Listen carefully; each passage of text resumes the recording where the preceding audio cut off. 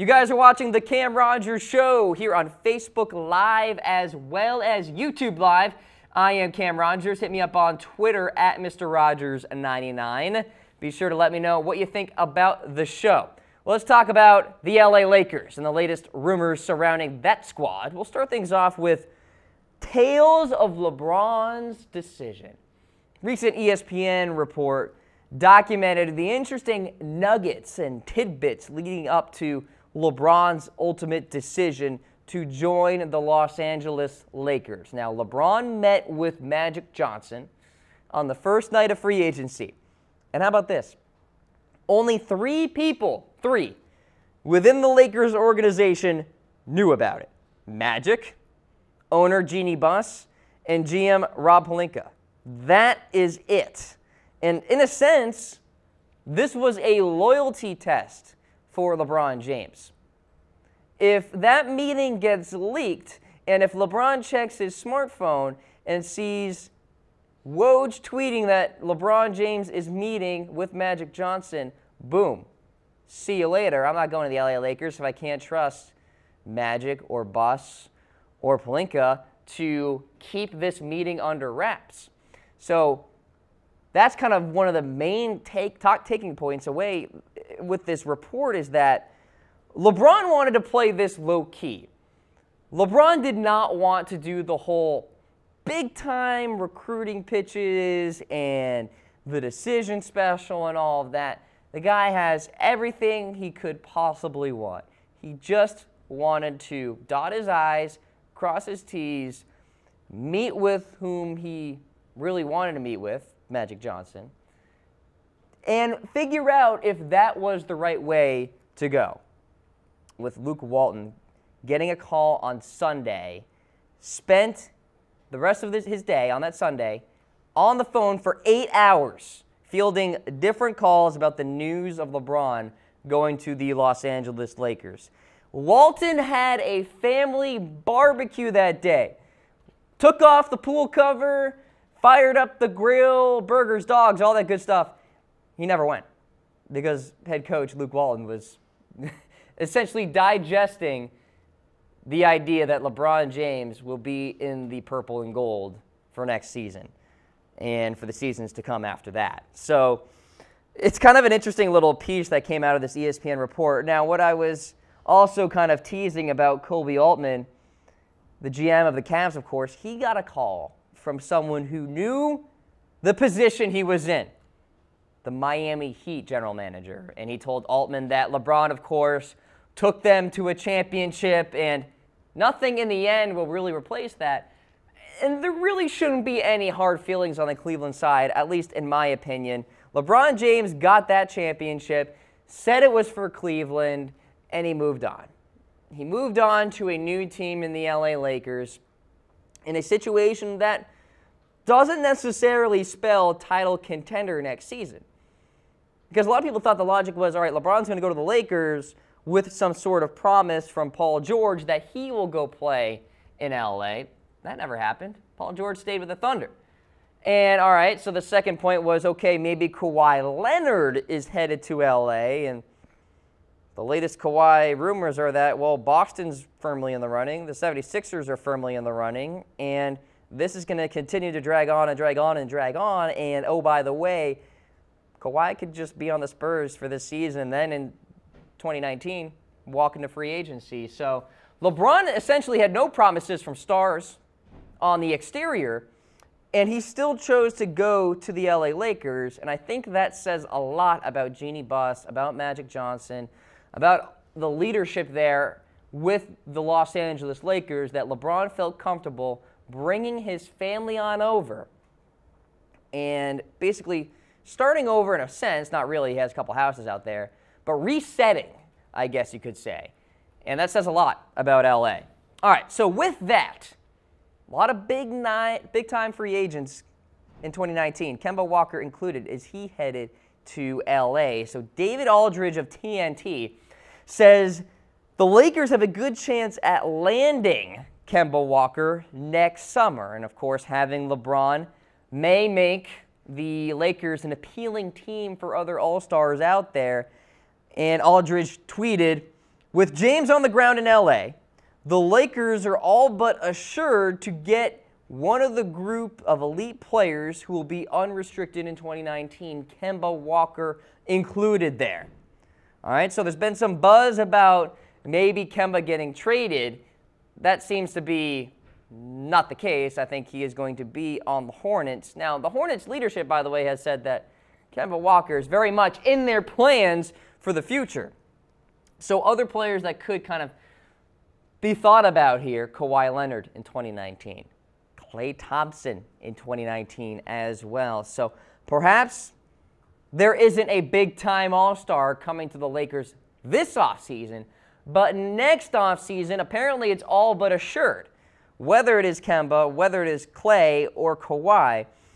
And the fact that we haven't really seen any substantive rumors about Kawhi Leonard going to the Lakers tells me that the Lakers are going to get their big-time all-star next offseason. Now, substantive rumors, what does that mean?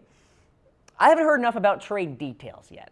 I mean, I just haven't heard enough about substantive trade packages that are being proposed, yet we're hearing stuff from the media and insiders out there that, yeah, this name is being floated around and this draft pick is being floated around. But I have not heard a concrete package, or at least not enough concrete packages that tell me, okay, Kawhi is on his way out at some point this offseason.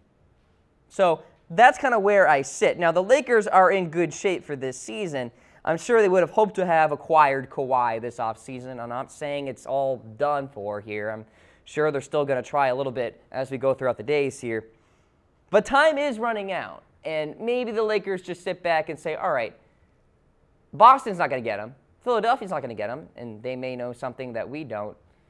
We'll just wait until 2019 to get Kawhi or Kemba or some other big-time free agent next offseason.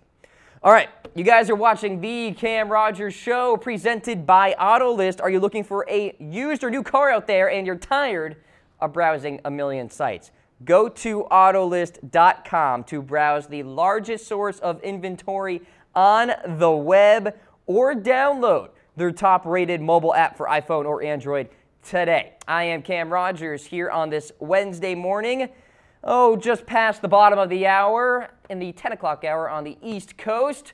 We're going through the latest Lakers rumors right now, and let's get into some more on the news side of things here. The Lakers have signed Svi Mykhailiuk, according to Yahoo Sports.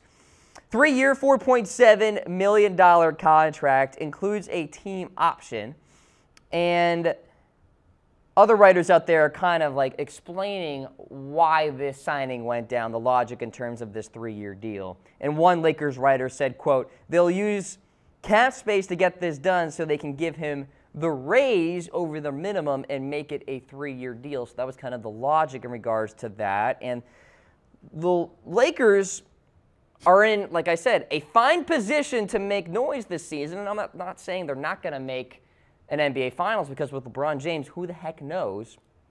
But Mykhailiuk, in terms of his performance so far in the Summer League, very fine, very fine. 16 points per game, 5.5 rebounds per game, 2 assists, showing really good strength in his shooting beyond the arc, and honestly has turned some heads in terms of his defensive ability, which is something that Mykhailiuk doesn't necessarily bring home, but all of a sudden the reports are saying Mykhailiuk is balling out on that defensive side. So the Lakers also signed their second-round pick, Isaac Bonga, to a 3-year deal for the same reason as Fee with the whole salary cap situation, and making room for that big target in 2019, a Kemba Walker, a Kyrie Irving, who knows, a Klay Thompson, Kawhi, the list goes on.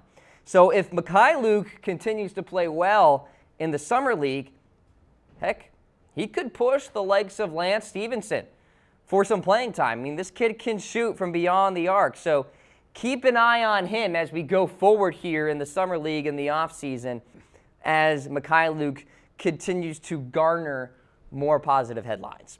All right, let's go back to LeBron. And we talked about on our NBA show yesterday that LeBron seriously, very seriously considered the 76ers. Well, Brian Windhorst reported LeBron didn't seriously consider signing with the 76ers, saying, quote, "I don't think he seriously considered Philly. I think he considered them, but he didn't even grant them a face-to-face meeting." Yeah, I think LeBron considered Philadelphia too. I'm sure he considered Cleveland. I'm sure he considered Boston. I'm sure he considered Houston and Golden State. But there's a difference between considered and very seriously considered, right? So LeBron James met with Magic Johnson, and that's all he needed to do. He didn't need to meet face-to-face with the Cavaliers leadership because he knows Cleveland.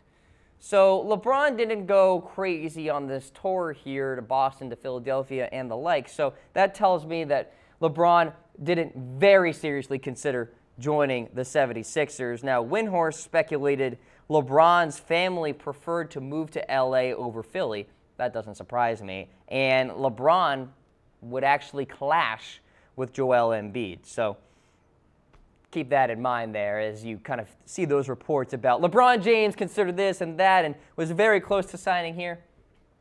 It was Lakers or Cavs the entire way, it seems. All right, let's get to the next Lakers headline / rumor. Damian Lillard. Is he going to LA? Well, 24/7 Sports said that the Trailblazers have no intention of trading Damian Lillard because of his stature with the team, popularity with the fans, his leadership.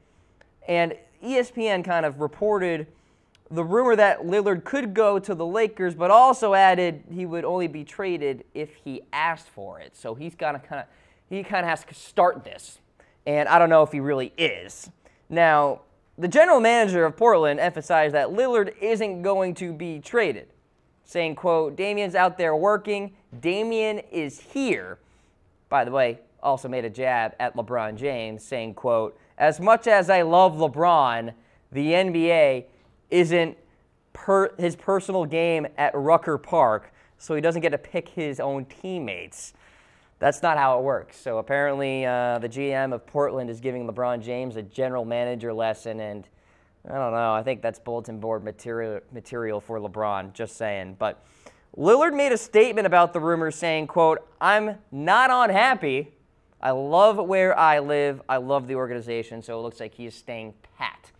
All right, so that's the latest there in regards to Lillard. How about the Lakers officially signing JaVale McGee, 1-year veterans minimum contract yesterday. The two-time NBA champion with the Golden State Warriors should offer some help finishing around the rim, rebounding, and rim protection in general. So we'll see if he can actually offer those things, but at the rate he's being paid, there's very little risk in my eyes. So not a bad signing there for the Lakers. The question becomes, who's the starting center? McGee, Zubac, Mo Wagner? Very much up in the air as we stand right now. And then, of course, Lance Stephenson. It's official. This came through the wires recently as well. It's a 1-year, $4.5 million deal. GM Pelinka said, in part, Lance is a playoff-tested player and will bring a certain edge, confidence, and toughness to our roster. I agree wholeheartedly there. And by the way, Stevenson was a LeBron James stamp of approval signing as well. It was reported that LA went to LeBron first before kind of going forward with Lance Stephenson and signing him there. So good move there for the Lakers. People are saying, oh, well, the sky is falling because they didn't get Paul George or they haven't acquired Kawhi Leonard yet. Is it, though? Lance Stephenson, good player. JaVale McGee could provide some ability as well.